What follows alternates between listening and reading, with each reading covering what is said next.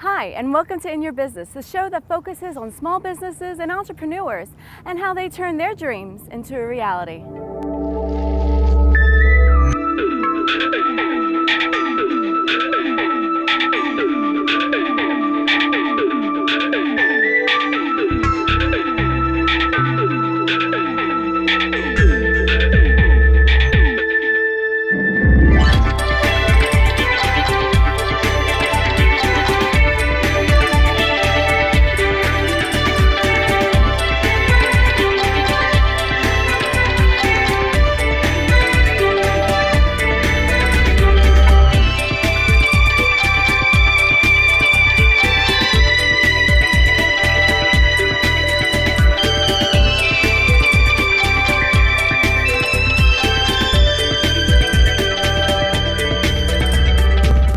Marlo Scott here at Sweet Revenge.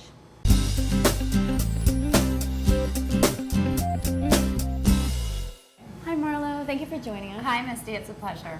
I want to ask you, what gave you the idea to start Sweet Revenge? I was inspired to start Sweet Revenge one day at the office when I didn't get the promotion. And I had been living down in the West Village for a little less than a year at the time.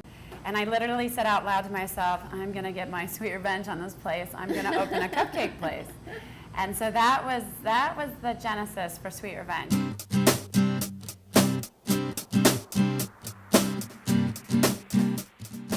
How did you find this place? What made you decide on this location?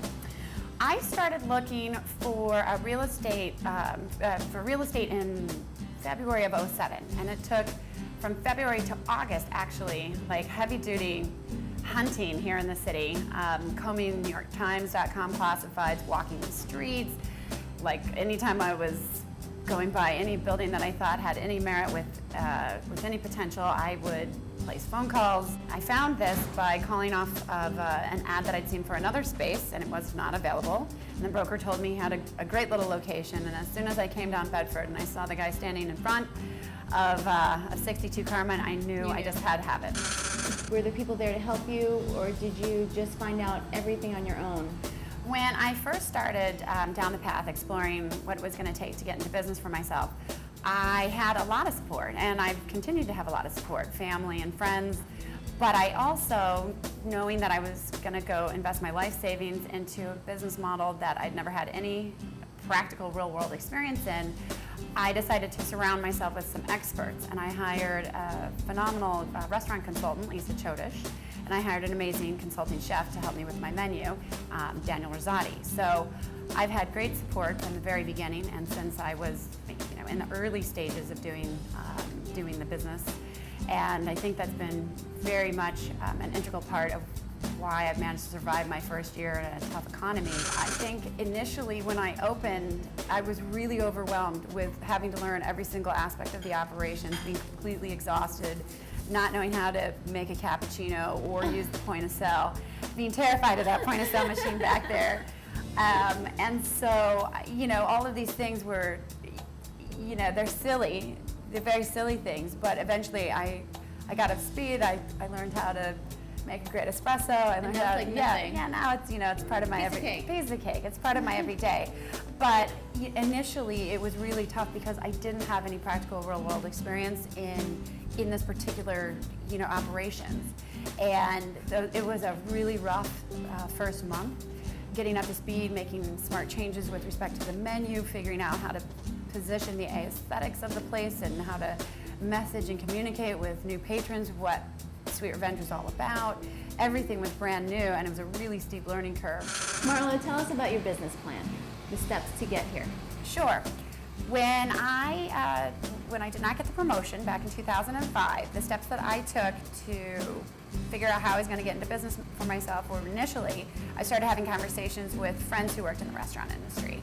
And I started immediately exploring what were some educational opportunities to get my head around and become a little bit more familiar with the restaurant industry. And there are a number of fantastic free resources or cheap resources here in the city. There's an organization called SCORE, score.org.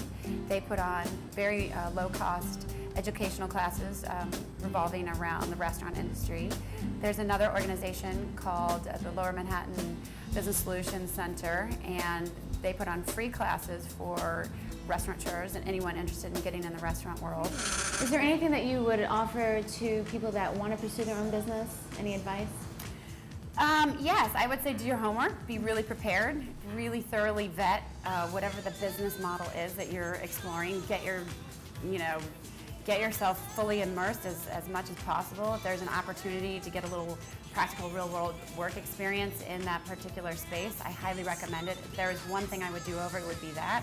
And the other thing that I would highly recommend is making sure you're in really good shape financially, so that you're prepared to go the distance, because all the greatest financial modeling in the world still cannot help you predict what might happen with respect to when you actually get open, and how long it may take for you until you kind of come up to speed financially with your business and for your personal life.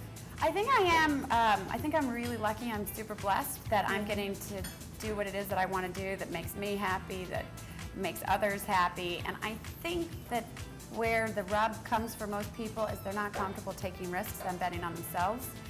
And I think there comes a moment in your life where you're at a fork in a road, and you can go down the path you've always gone down, and you kind of know where that leads, or you have an opportunity to make a change, go down a different direction, and it may be entirely unknown, but you're going to go figure it out.